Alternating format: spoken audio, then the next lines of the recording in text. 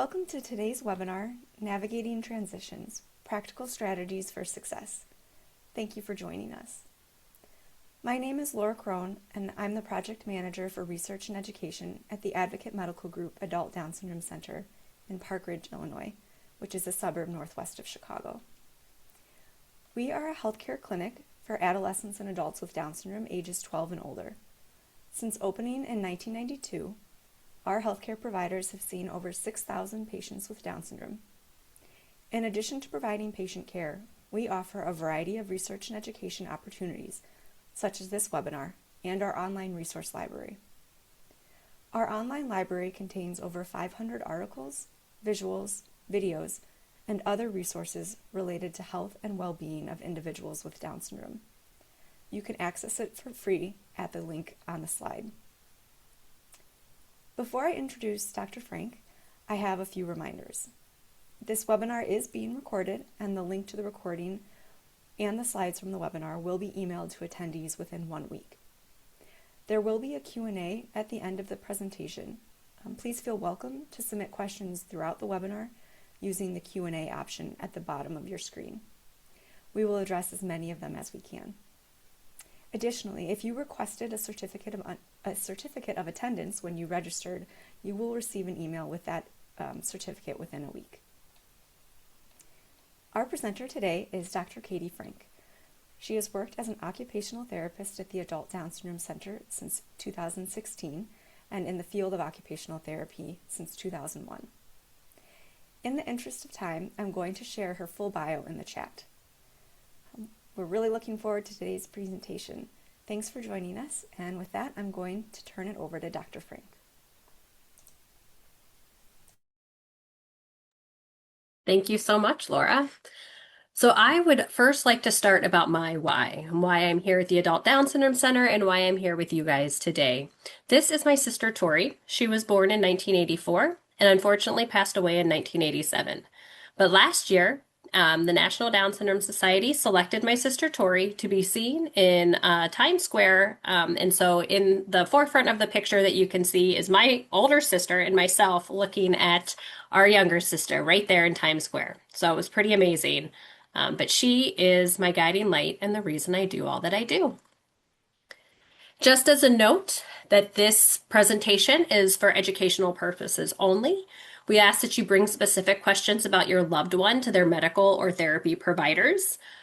We will have time for questions at the end. Laura does a really good job of trying to make sure that we can generalize them as much as possible.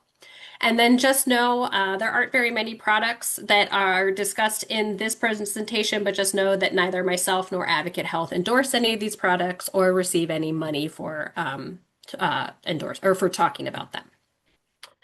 So today, we're going to talk about some common characteristics of individuals with Down syndrome. We'll talk about what transitions are and recognize some key factors to consider during transitions. And then I'm going to share strategies to support a variety of transitions and some resources as well. If you've watched one of our presentations before, you've probably heard us talk about some of these common characteristics. And as you know, if you've met one person with Down syndrome, congratulations, you have met one person with Down syndrome. But we have been able to identify that there are some common characteristics of many people with Down syndrome, and we want to highlight those.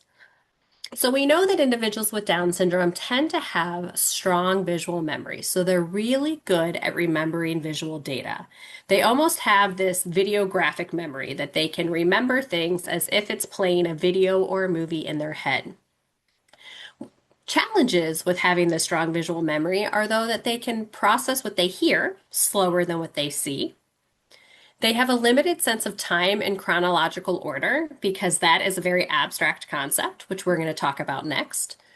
And then when they do have memories, they almost experience them as if they're happening now. And in a sense, depending on the situation, the first four things, both the two under strengths and the first two under challenges, really can be positives. But the last one can kind of present problems when it comes to strong visual memory capability, especially if you think about like the death of a loved one or a pet, change in staff, graduating. And then because of this strong visual memory is why visual supports can be so beneficial for so many things that individuals with Down syndrome do. And when we think about the groove, which we're really going to talk about next, and strong visual memory, it really can help us establish new healthy grooves if we take into consideration this strong visual memory. So, what is the groove? The groove is a preference for sameness, repetition, and order. And so, what's really great about the groove for individuals with Down syndrome is it's quite functional. It helps them establish independence with tasks during the day and really help build routines and very healthy habits. But unfortunately, one of the challenges of the groove is that it can lead to inflexibility, and this inflexibility really can make transitions challenging. So I talked about abstract thinking. And so what happens is individuals with Down syndrome have trouble with abstract concepts. They are very much concrete thinkers. They do well following instructions, whether it's at school or work or home. They're very much rule followers. And so the challenges with this, again, is that abstract concepts are difficult to grasp.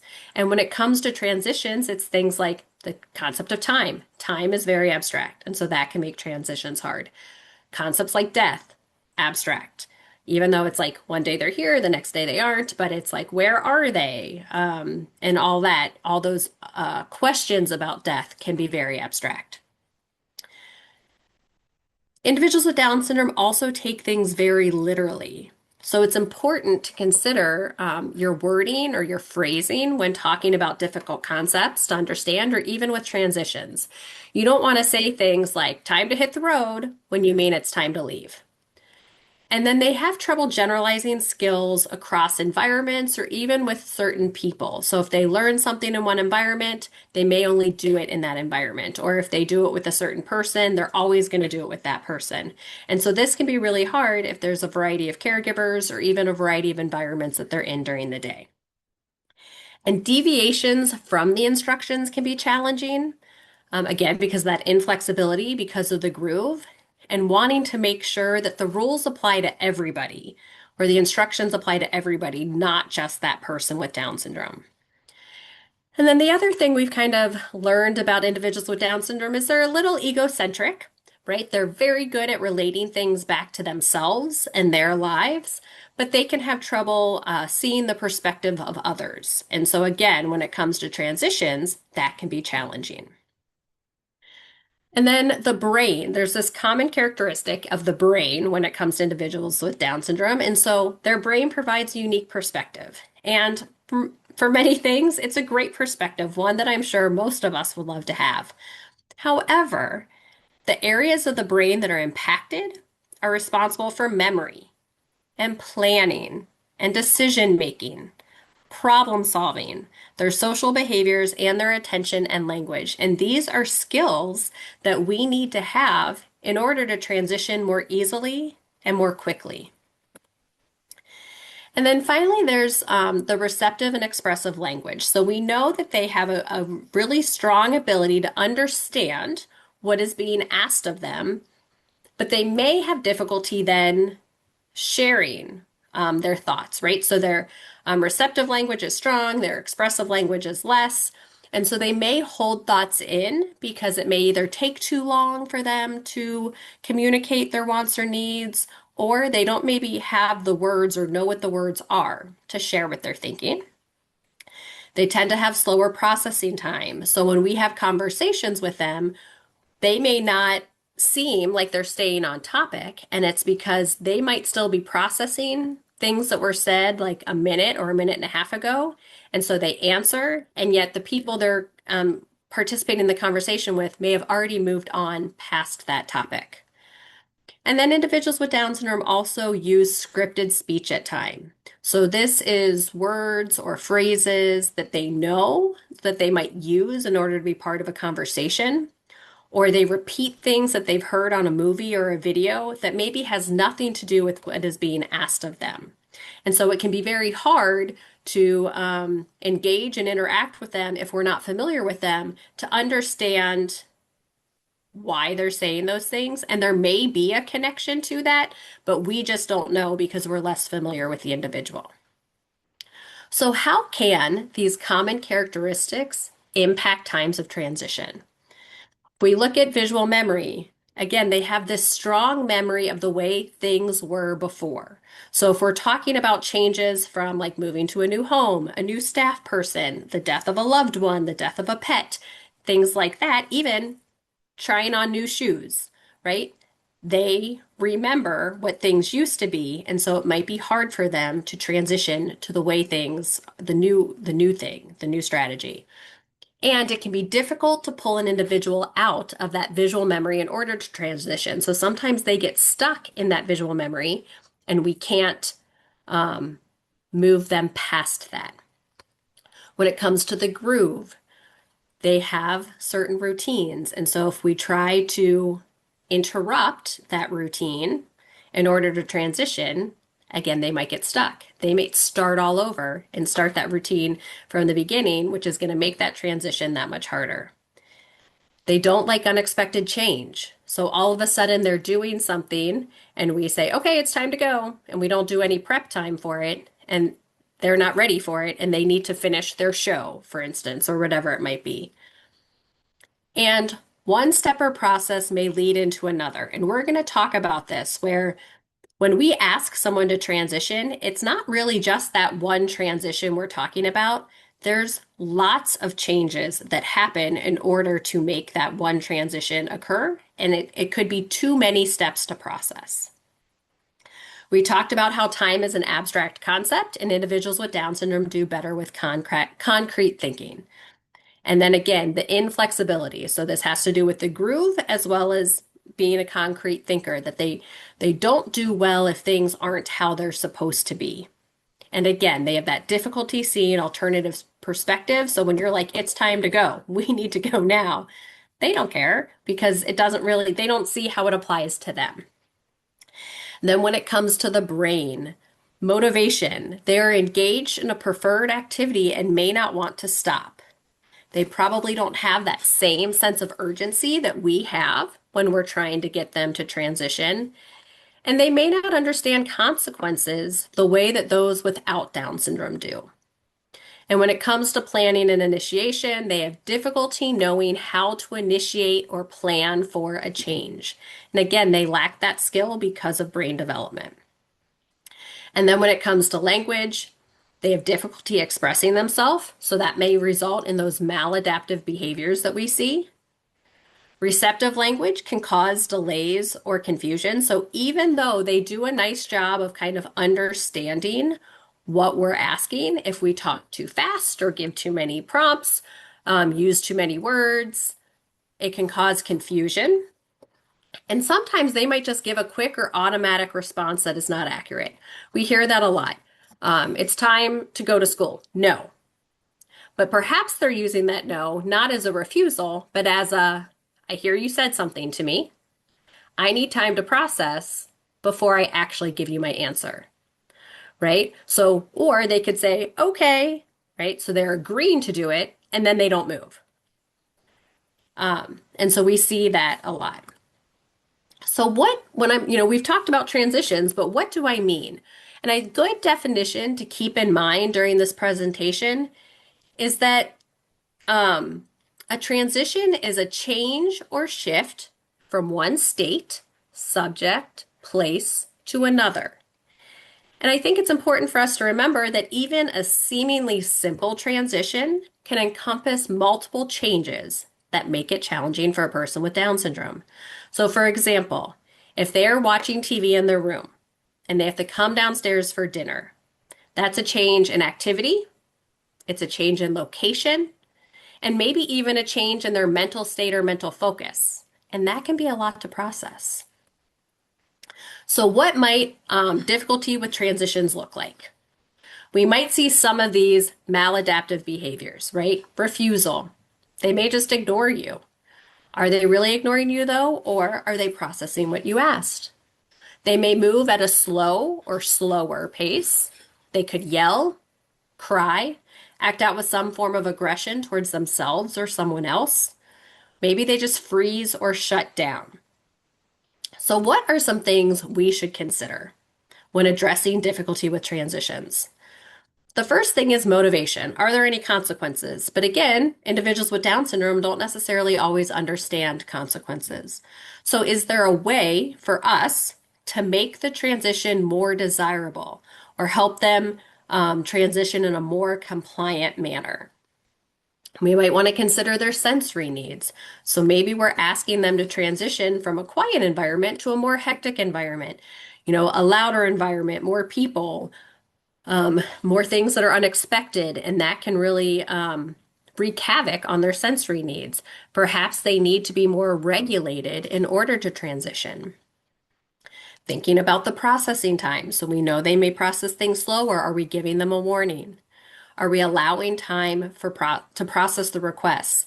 And this can be challenging from individual to individual. So if you think, we'll talk about strategies like using a calendar. So maybe doctor's appointments um, could be anxiety provoking, or because they don't get to go to day program that day, because they have a doctor's appointment, that can be a huge issue. And for some families, it helps to warn them a week out and then each day. Tomorrow we're going to the doctor. And then in the morning, remember, today we're going to the doctor. And for other families, if they were to warn them a week out and then, 5 days out and then 3 days out, that could be even more anxiety provoking for the individual. So you know your loved one best, do what is right for them. But just remember, processing time is slower and different. And so we need to account for that. We want to think about the environment as well as the response of others. So, does the environment make it more or less difficult to transition? Do those around them get agitated or impatient when asking that individual to transition? Are the responses that we're seeing by the individual with Down syndrome somehow being reinforced or reinforcing certain behaviors? And so, going to behaviors, when we think about escape, attention, and gaining something, those are general functions of behavior. So, does refusal to transition meet one of those needs, right? So, by changing that standard response we give, can we change the behavior? So, for instance, if you don't want them to, or if you do want them to stop watching their video so that they can leave for school or work or what may be, instead of saying, like, stop, turn off your video, stop watching your video or you're going to be late, maybe we can say something like, first we get in the car and then you can watch your video, until we arrive, something like that. So that we're going to try to minimize the maladaptive behavior. We can still help initiate that transition. And it's kind of like a compromise, right? Everyone gets what they want. You get them to transition, they still get to watch their video. And then thinking about, could there be multiple transitions in one event or activity? So in order to stop one activity, the individual has to process that request and then follow the request and initiate a new activity. So they have to think about the motor planning, the problem solving, the decision making. Again, all those areas of the brain that are impacted. It's just a lot to process. And then finally, acknowledging their feelings and positive strategies to address those feelings. So you ask them to stop playing on their phone, they kind of grunt at you. You can say something like, "It looks like it frustrates you to stop playing on your phone. Thank you for putting it down so that we can eat dinner." Right? And so sometimes it's more about us changing our responses and the way we interact or initiate these transitions with individuals that can make it a more successful transition. So here are a variety of transitions that could occur in someone's life. Some are big, some are small. So it could be going to a new school. It could be getting a new teacher or staff person, having some kind of new schedule, whether it's at school, whether it's at work, whether it's, just a new schedule at home, having a school break. So winter break, summer break, things like that can be really challenging.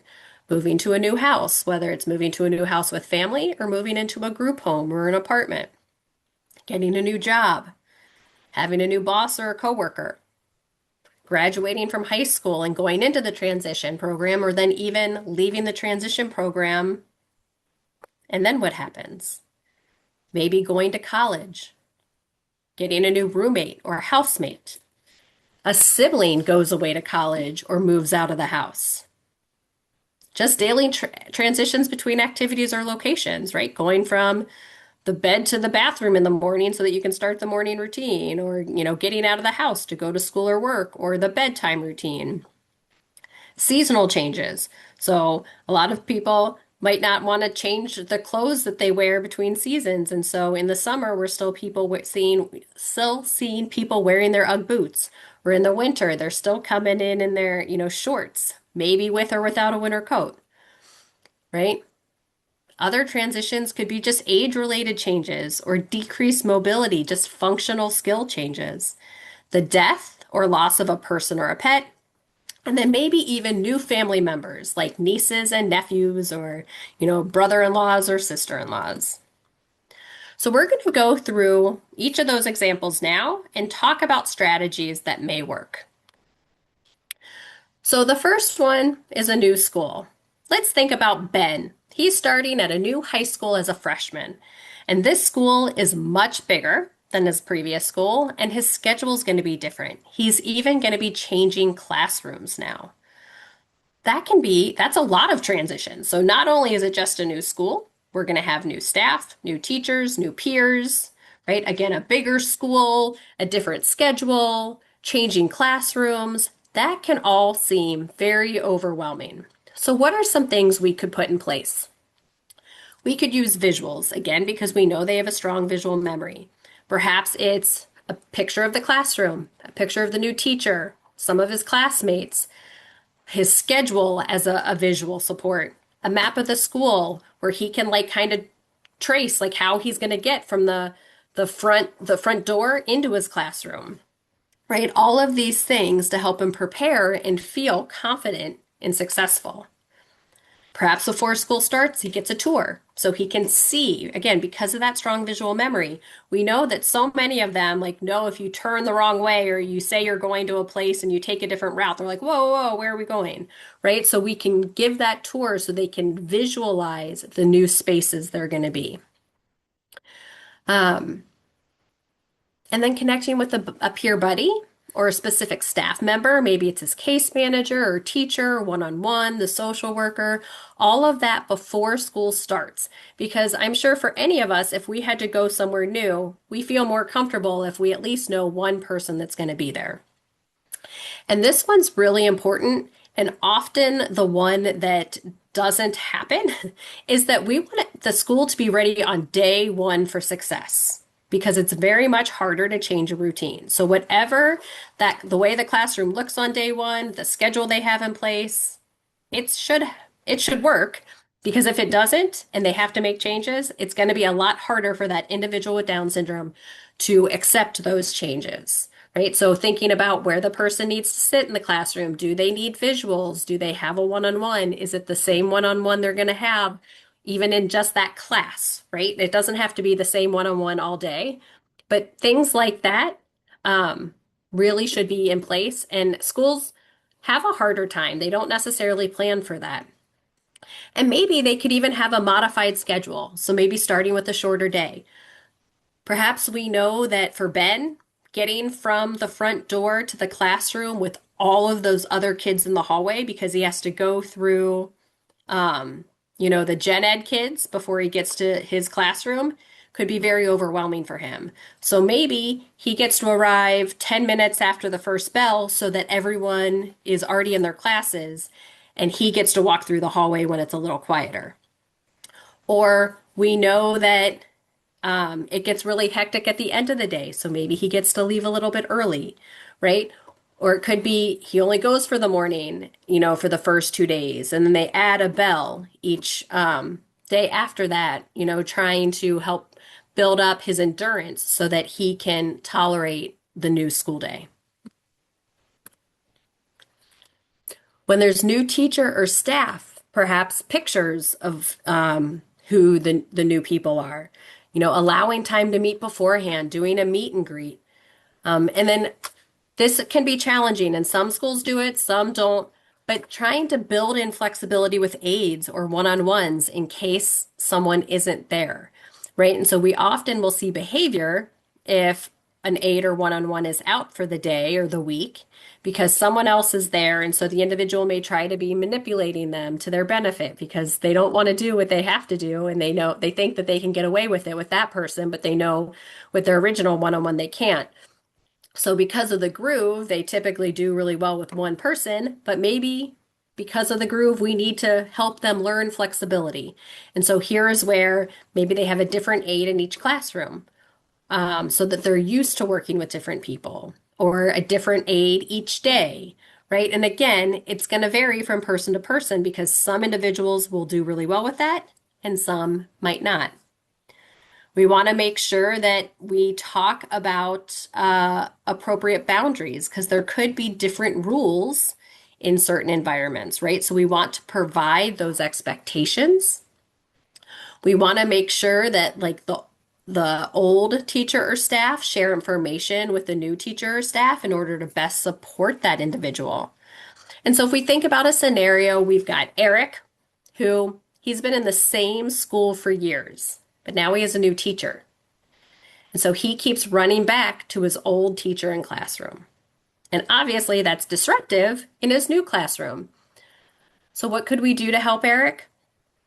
Perhaps it's just providing an opportunity where Eric could have access to his old teacher, maybe one time a week, or at a certain time every day that is not disruptive to his current teacher or his current schedule or his old teacher, right? But we can find ways to help with that transition because for him, it's like the death of somebody. It is the loss of someone because he has had that teacher for so long and all of a sudden they're just not there anymore, right? Or we have Rhonda. Oh, shoot. My computer wanted to restart. We have Rhonda, who was very close with the staff person at her day program. And that staff person left the program, and now there's new staff there. And so Rhonda acts out. And so we'll share some resources at the end, but we have a resource in our resource library about when staff changes. And perhaps it's just sharing that resource and talking, to the individual, helping them prepare if we know that the staff person's going to be leaving. So all of a sudden they don't just show up one day and the person's gone, right? And with this new staff person, maybe we help her find things in common and create their groove, right? And their bond. And it's going to take time. So we know that change takes time. If you think about if you move the clock, like in your kitchen or your garbage can in your kitchen, you're going to keep looking at that same place on the wall where the clock used to be, or walking over to where the garbage can used to be for a while before you're like, oh, shoot, I moved it. And then it eventually becomes like instinct to go to the new place. And that's the same for individuals with Down syndrome, but it's going to take even longer. So what about if there's a new schedule? We might want to use visuals again so that they can see what that new schedule is. And visuals are going to look different for every person. If they can read, it could just be like math, English, or whatever that might look like. It could be pictures of the teacher so they know the teacher for the different classes.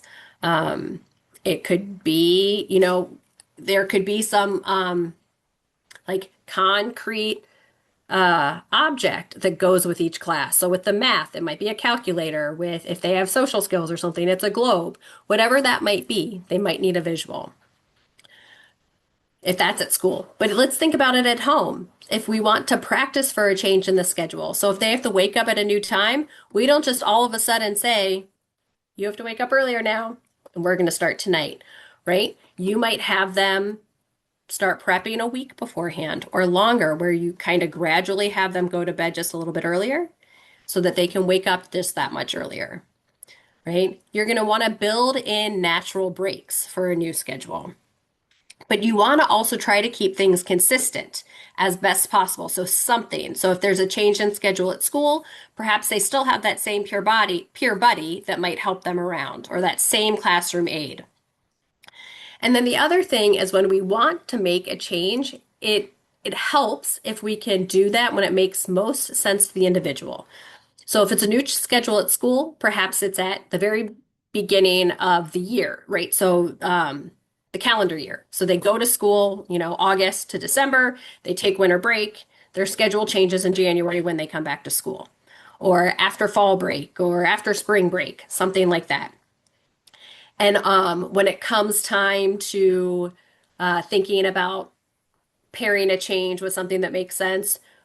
If they need orthotics in their shoes, don't put orthotics in their shoes that they currently have. Buy them a new pair of shoes and then put the orthotics in those new shoes because they're going to, again, know the difference of having the orthotics in their old shoes. But if they're brand new shoes that they've never worn and the orthotics are in there, they may do better with that transition.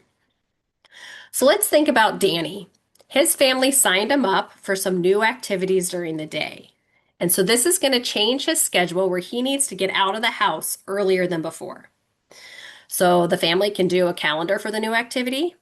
And again, kind of like what we talked about, they can practice going to bed earlier and waking up earlier, right? Things like that to help Danny. They might have to do something motivating to get him out of the house, but maybe this is an activity he's really excited for, so that's great. But what if it's an activity he's not so excited about? Because again, it's a new transition. Not only is it a new activity, it's at a new location. There are going to be new people there. So could we use visuals to show him who's going to be there? Could he get a tour beforehand? Again, all those things that may also have worked for a new school could work here.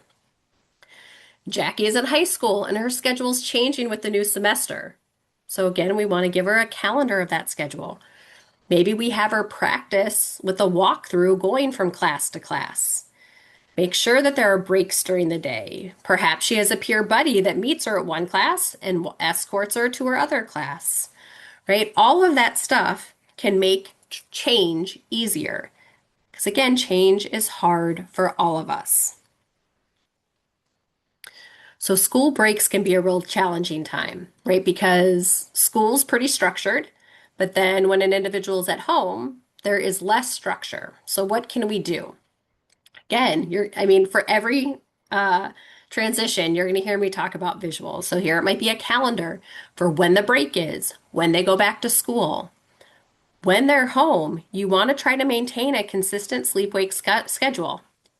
Even during the school year or the, work calendar, whatever, trying to keep that as consistent as possible is going to make everyone's life easier. So there really shouldn't be days where they sleep in or nights where they stay up too much later. If we keep a consistent sleep-wake schedule, it's going to make a variety of transitions so much easier. If they are school age, right, and they have this school break, perhaps you're going to build in some learning opportunities during the break, not all day, right?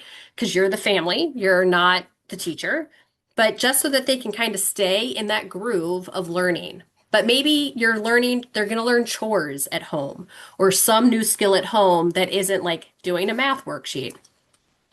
And again, keeping consistent routines. So don't have them lay around all day in their pajamas. If they wouldn't do that when they go to school, you want them to wake up and do their morning routine just like they would in order to get to school. So our little scenario here is that Michelle's in middle school, has a school break coming up, and in the past, she's really struggled with returning to school following a school break. So again, we have that calendar for her to show her when she goes back to school. We're going to provide more structure for her. We're going to keep that fairly consistent sleep-wake cycle so that she doesn't have problems waking up when it comes time to go to school. Maybe we talk about who she's going to see when she goes back to school, again, to try to help motivate her. Maybe it's moving into a new home. And again, this could be home with family, but it also could be moving into a group home or their own apartment. So this is a great time if they're struggling with some schedules or transitions at home to just establish a new one, right? And so this is one of those things that this is that convenient time to make a change. All of a sudden, it's a new environment. They don't always do well generalizing skills. So let's create a whole new schedule of how we actually want things to happen for this new space. We could provide visuals, stories about the new house and the routine. They could tour where they're going to be moving to. Perhaps they have the option to pick their bedroom, right? You can talk about the things that will remain the same. We're going to keep all the furniture. It's still going to be the three of us living in the house or whatever it might be. But then give them a choice. Like for them, for the move, do they want a whole new clean slate? Do they want this new bedroom where they get new furniture and new bedding and all that? Great. Let them do that. Or are they having trouble? And so you want to make sure that all the same things are in the house and you keep the bed the same, the desk, the bedding, you paint the walls in the room the same color, you try to do your best to lay out the room the same way it was laid out in the other house. Great, because the biggest change is the move, so let's keep everything else the same. But it's also important to validate and address their feelings. I know this is a scary time. I'm a little nervous too to move to this new house. I'm also very excited because, and you can talk about that. So let's think about some scenarios.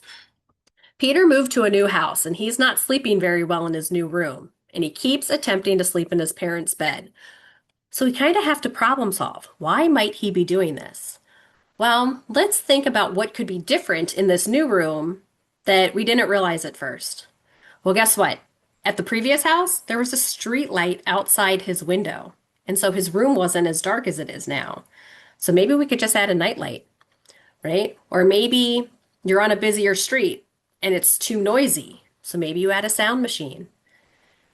Maybe the bedroom faces east, and so the sun comes in the morning, and so it gets hot, so you have a fan, right? Things like that to consider. We have to be detectives because maybe even the smallest change for us can help them with that bigger transition.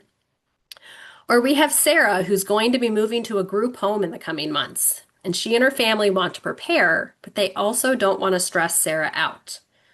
So they're going to want to validate and address her feelings and let her know it's okay to be nervous. And, when we're nervous when we have to try something new, and you can talk about strategy or like what things that make you feel nervous. And then you can talk about things that can help her feel less nervous. We have a story in our resource library about living with housemates. You can go over that with her. Create a plan for home visits. So she goes and maybe has dinner with her new housemates, but then comes home. She can create a schedule for when she calls her family. She can have overnights back with her family, so like maybe 2 Saturdays a month, she still gets to come home and have a slumber party with her parents or her siblings or whatever it might be, and create those plans and then maybe even create a calendar, right? So that she can always be reminded that she's not alone, that she's got her call this night or whatever it might be. Here we've got a new job, and Jody's starting a new job at a grocery store. She's worked at other grocery stores before, but this one's new. So you would think, shouldn't be too hard. She knows everything, all the tasks she has to do at the grocery store. But again, it's a new location, new people, could be a new schedule. She's working at different times. It's going to be new customers, a different layout, right? A lot to consider. So what could we do to help Jody? Perhaps we schedule check-ins so that she can ask questions. She can go over with whether it's her job coach, her manager, someone about what is working and what is hard. See if they can make some modifications. We want to establish the rules and expectations at the beginning, right? So that she can be successful. Also reviewing social skills. So we have resources in our resource library about employment, and I'll show you a couple at the end, right? But this is a good time if we do check-ins to review all of this. So all of a sudden it's not like something big happens and we weren't planning for it.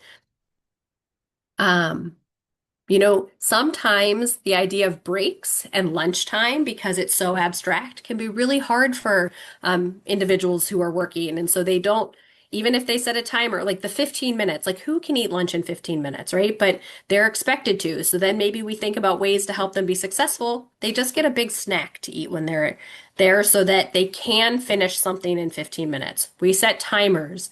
We have someone go and check on them. Hey, time, your break's over. Let's get back to work and clock in.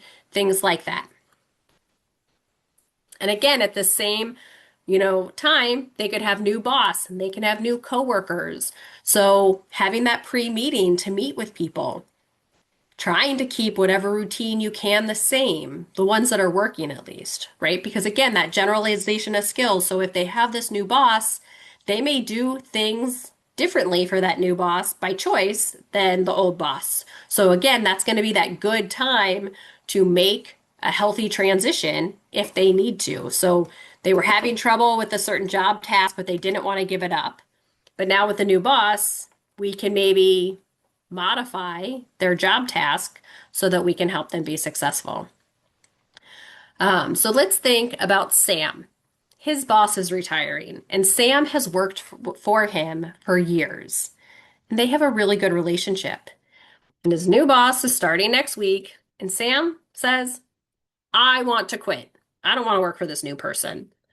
So perhaps you can have a sit down meeting so that Sam can be with the old boss, be with the new boss. He can see that they're both there to support him. He can hear the old boss tell the new boss things about Sam, all the great things about him. We can validate Sam's feelings. Yeah, Sam, it is really hard to have a new boss. That's a hard change.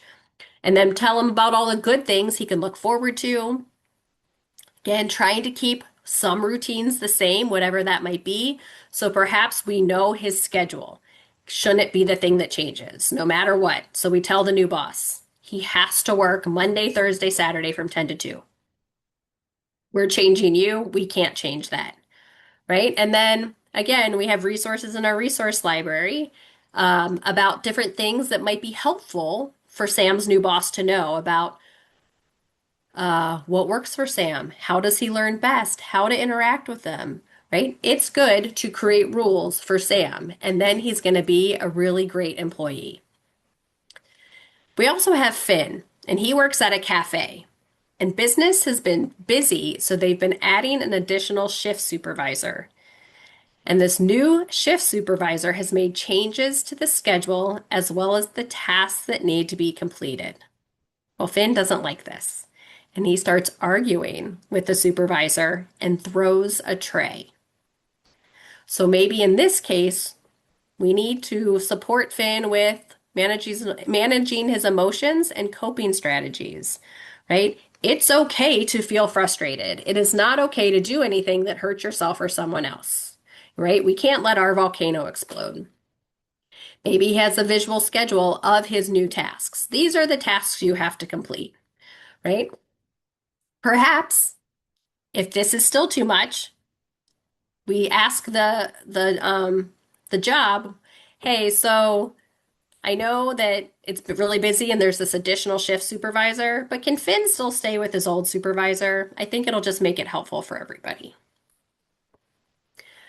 We know that graduation from high school or transition is a huge area, a huge issue for many of our individuals, right? So just because, again, it's a change in so many things, it's not just the graduation. So we have Rich, who just graduated from high school. His parents notice that he's less willing to leave the house and engage in activities, and he's really talking less with his family members as well. So he seems a little depressed.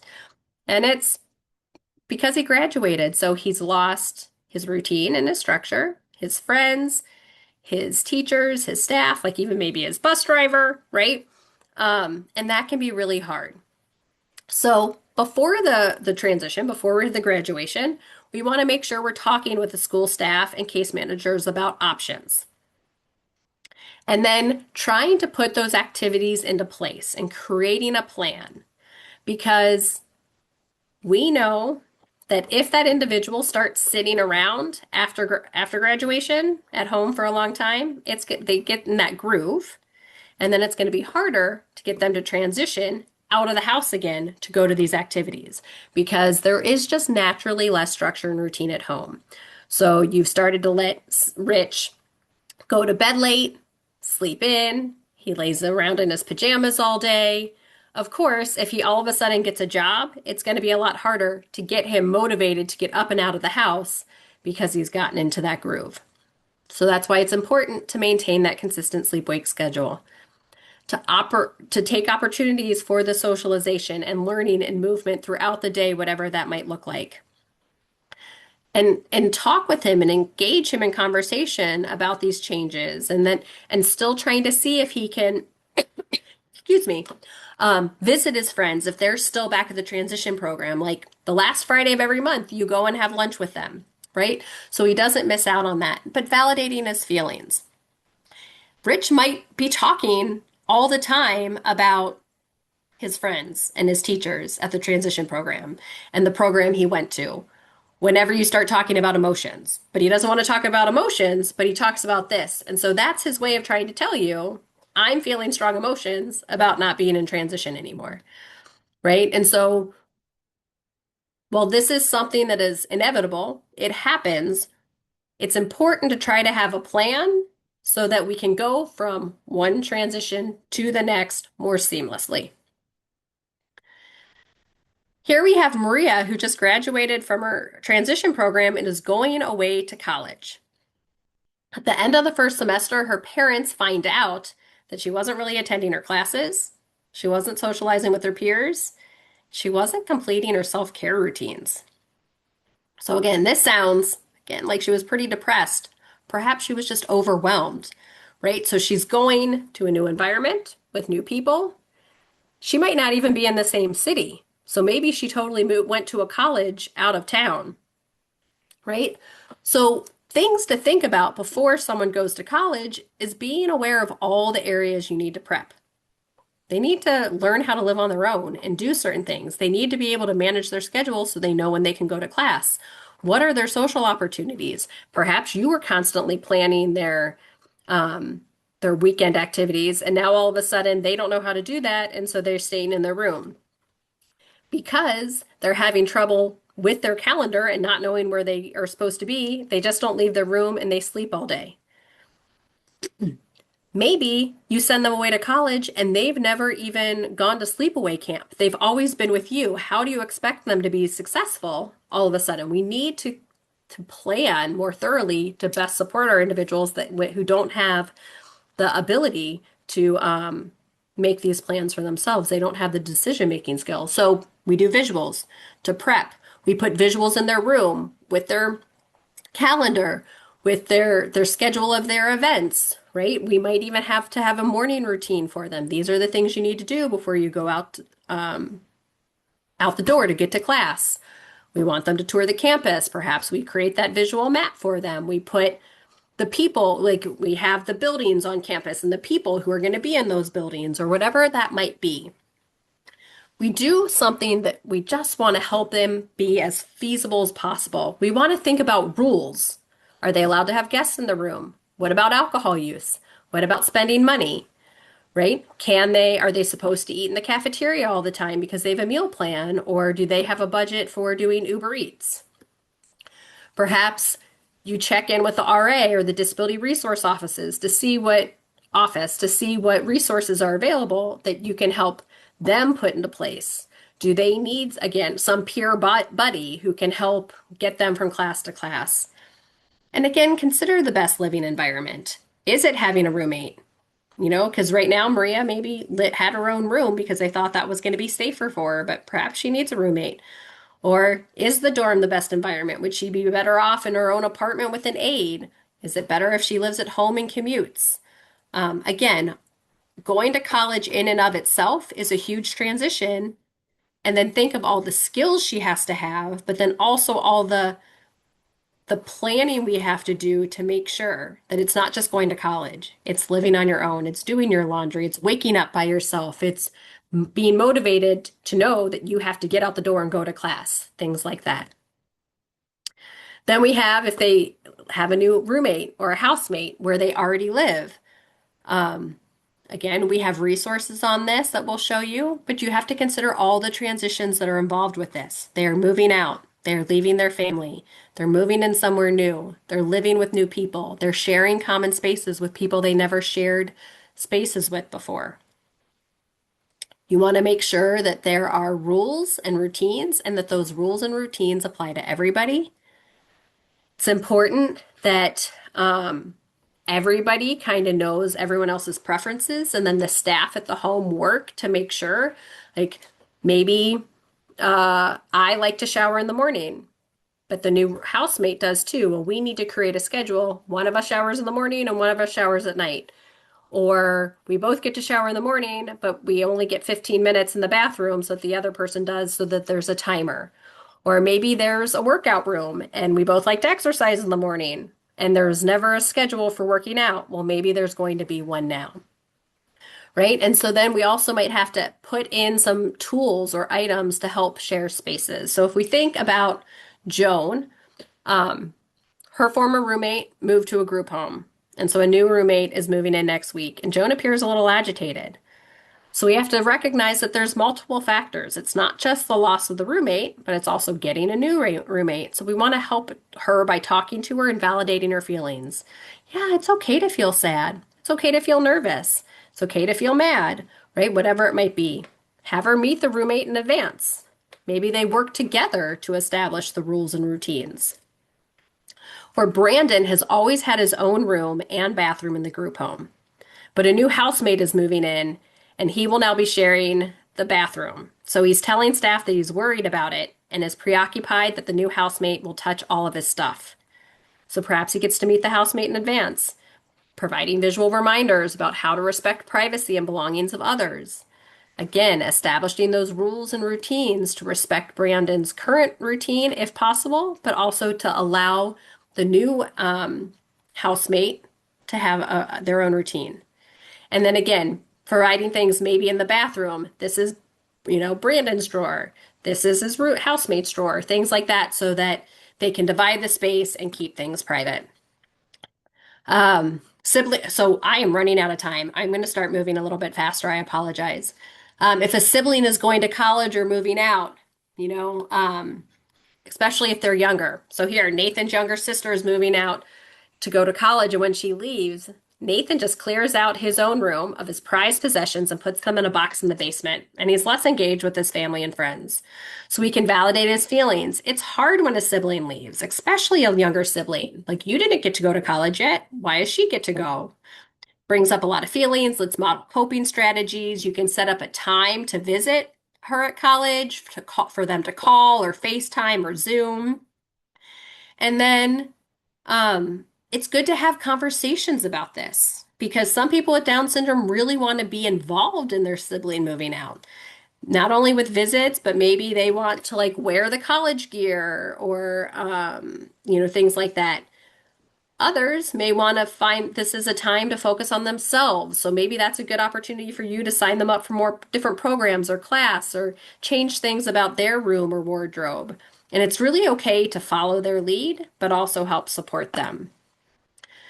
Daily transitions are probably one of the hardest and the ones that we deal with every day, right? So we're going to want to use visuals. We want to try to create a plan, give a sense of purpose, use timers if we need to. So Joey's in elementary school. He has a hard time transitioning onto the school bus at the end of the day, so he'll often sit on the floor and refuse to move.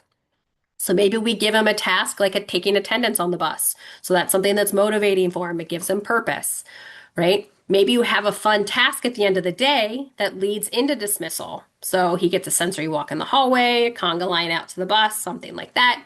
Or setting up a system that allows him to collect his belongings and move straight to the bus in a more logical way instead of going to his locker, getting his things, and then just sitting and waiting in the classroom. Or you have Eva, who has difficulty transitioning between daily activities like her morning routine to breakfast, and then to the car for her day program. And so she yells at her family as they try to give her reminders along the way. So you use timers and visual checklists. You can prep in advance. Maybe you set the clothes out the night before. She makes her lunch the night before and puts it in the fridge, so she just has to grab it. You want to make that sequence of events easier. Maybe she typically would get dressed, go downstairs, eat breakfast, go back upstairs to brush her teeth before she leaves. So instead, have her toothbrush and toothpaste downstairs so that she doesn't have to go back upstairs. It's just one less transition, right? Seasonal changes. When the weather gets colder, Brian refuses to change his clothes. He wants to continue to wear shorts and sandals in the winter. So we could use visuals. We could put clothes away from the previous season so he only has access to the clothes that are appropriate. Maybe create excitement about the change in season. Talk about the weather, the different holidays, and the different activities that are coming up. And then you want to engage in activities related to the change of season. Perhaps you shop for the new clothes or add home decor, right? Plan desired activities to make that seasonal change more easy. Debbie has lost some of her mobility as she is aging. And at first, she was really frustrated that she couldn't do things for herself. But now she doesn't want to do any of her self-care, even though there are plenty of tasks she's physically able to do for herself. So maybe we build in extra time, or we modify the tasks that she has to do by herself. We could alter the environment to make it a little easier for her, provide modifications, use adaptive equipment. So there's a whole webinar on adapting skills as someone ages, that's in our resource library that will provide many more suggestions about that. But there's also other age-related changes. So Mary is experiencing hot flashes and mood swings. So perimenopause can be another transition that is very challenging for our loved ones, and they don't even know to tell us that some of this is going on. We just kind of have to observe it. So maybe we just keep the house cooler. We have her dress in layers so she can take layers off if she gets hot. Or we have John, who's just getting older and isn't remembering how to complete tasks that were once so easy, like packing his lunch. So maybe you just make his lunch for him and he's just responsible for putting the lunch in his bag or his backpack, right? And so he's still engaged in the activity, but not necessarily having to do every step of it. We talked about death at the beginning. Death of a person or a pet is a huge challenge for so many because again, grief is sort of abstract and it's different for all of us. So 8 months after her grandmother died, Fiona is crying a lot and talking about how she misses her grandmother. So we do have a resource on the loss of a pet or a loved one. But it's really important to talk about the death before it happens if possible. Because don't think that they aren't picking up on cues from other family members or overhearing conversations that are being had. And again, because death is so confusing, the individual may not really understand what's going on, but know that something that's like not good is going. You want to use the real words about what happens and try to explain it clearly. Allow for those feelings and expression of those feelings for all the family members. But know that grief may be delayed for someone with Down syndrome. So, like in this example, it's 8 months later, and all of a sudden Fiona is acting like grandma died yesterday, right? And again, it's that visual memory. Provide ways for them to remember the loved ones, photos, a memory box, things like that. You want to model coping strategies.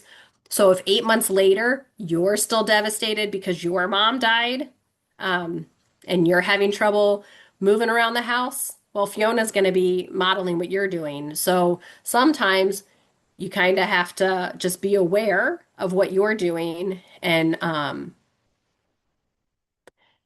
model that for them. But also, if you're still struggling, then you have those conversations too.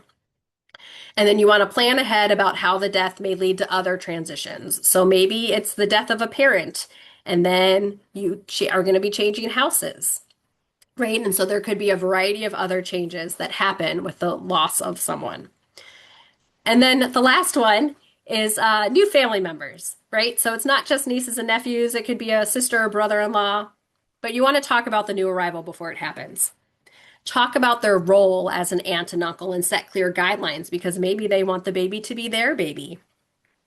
Also, you want to understand if they do not want to be around that new baby because they could be experiencing some grief because they're not going to be the center of attention anymore. And they're going to have to share their time with their sibling and now maybe even with you as the grandparent.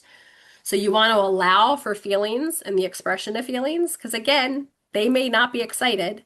And then build that one-on-one time, right? So the example could be that Julie has a niece and her mom babysits that niece 3 days a week.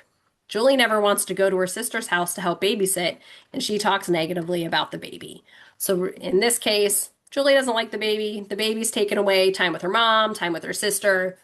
It might take a while for Julie to realize, this kid is here to stay, and we have to figure out ways to manage that. All right, so I apologize. I did the last ones really quickly, but we're already an hour in. So some of the things we learned today is that individuals with Down syndrome have unique strengths and challenges, and transitions are multi-layered and often more complex than they appear. But successful support requires understanding the underlying factors, and using visual supports and structure and preparation are very much powerful tools. Emotional validation and communication matter, as well as collaboration, whether it's with caregivers, staff, or professionals. It really can help improve outcomes. And every individual is unique, so strategies must be individualized. If you aren't aware, we do have free copies in English and Spanish of the Mental Wellness in Adults with Down Syndrome book available in our resource library, and there's the QR code for that. Here are some of the resources that I talked about today. When things in my life change, when staff members leave, whether it's coping with grief, when a pet dies, we have a whole bunch of menopause visuals, things that I can control, things that I can't control, choosing appropriate clothing, and first then. First then is a great way to help with transition. First, we do the non-preferred task, then we get the preferred task. All of our resources are available in our resource library. We also are on Facebook and Instagram. We put out an email list 1 to 2 times a month with all the activities we're doing or other Down syndrome activities in the community. So with that, I know I ran over, but I'm happy to answer a few questions. Thank you so much, Katie. As you can see by the reactions, you're getting lots of applause and hearts and thumbs up. So thank you for sharing all that wonderful information.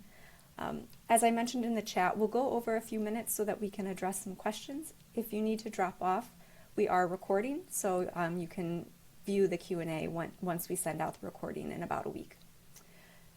So one of our questions was, do you have tips for speeding up transitions, leaving the house, switching activities, etc.? Yes. So, and I believe we've talked about this in the Groove webinar that we did a few years back that is available in our resource library, but visuals can help speed up transitions as well as using sensory strategies because the individual may be stuck. And so if we kind of help their sensory system get regulated, that can help them move through tasks a little faster also. Sorry. You were talking a lot, but Uh, thanks for um, powering through. yeah. Again, using, just simple words first, then stuff like that. You may have to cut back on some of the tasks. So maybe like some people have to make their bed before they go to work or school, but they're getting stuck doing that because they want their stuffed animals to be arranged a certain way. And so then it delays them with everything else. So perhaps you move that to when they get home, that task, so they don't have to do it. So you might want to think about modifying the amount of tasks they have to do to try to get them out the door faster. Or even allowing them something motivating to get out the door. So if someone really likes to listen to music, you can say, first we get in the car, then we can listen to our music, something like that. Thank you. Someone did ask what impact sensory processing can have on transitioning to new activities. Is there anything else you want to share around that topic? I mean, we have a whole webinar in sensory processing also, and I could talk about sensory processing for hours. So if our sensory system is like electrical wiring, and so if there is a kink in the lights, they flicker, it could be happening in our body. There's not a literal kink in our nervous system, but somehow the message isn't getting sent from the brain to where it needs to go in the rest of the body, or vice versa. The message from the body isn't going to the brain. So it kind of helps makes us be like a teeter-totter. And we have our highs and lows, and we don't want our highs and lows. We want our teeter-totter even. So if we provide sensory input, it helps keep our teeter-totter even. We're more likely to transition more easily, more successfully, maybe even more quickly. But if we're doing this and our body isn't regulated, it's going to make us have a harder time transitioning.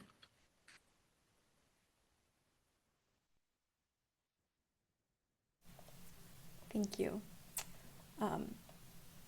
My daughter has become obsessed with her electronics. I'm not sure how to motivate her to shut it off without a meltdown.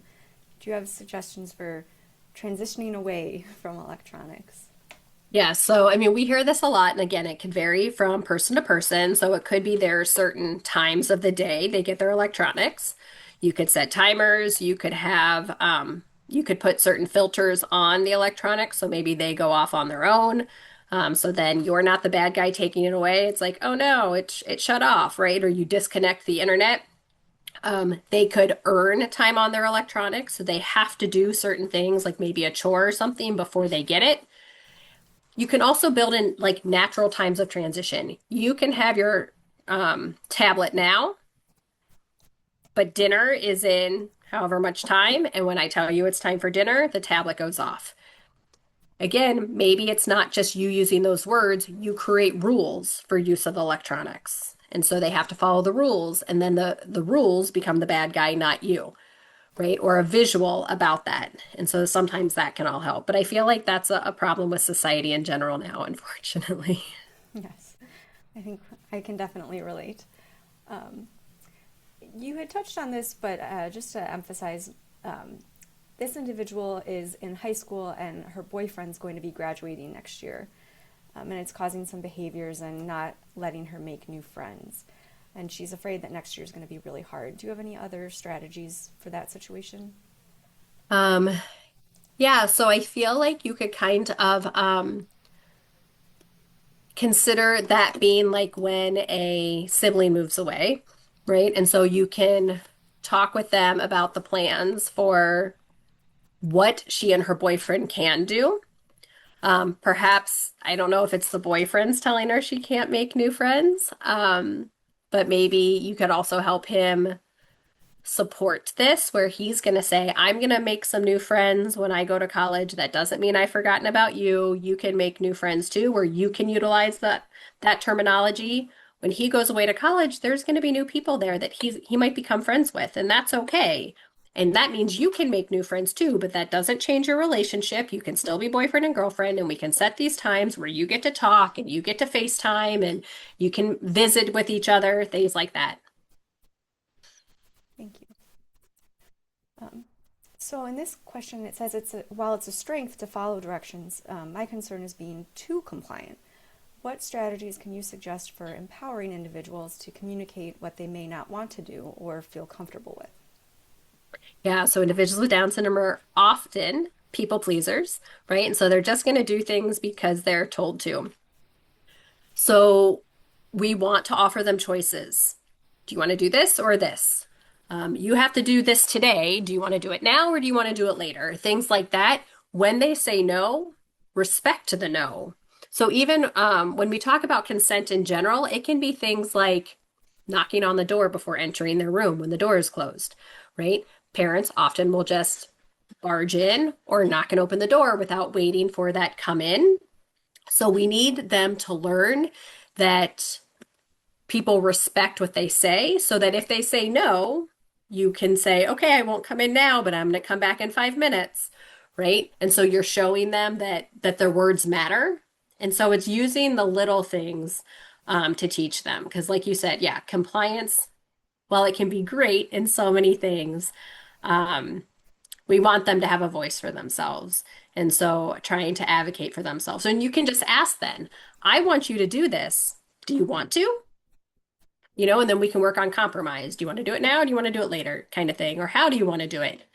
But it's again, you have to teach this. They're not going to just naturally pick up on this like many other individuals do. Thank you. Um, we've received several questions around clothing.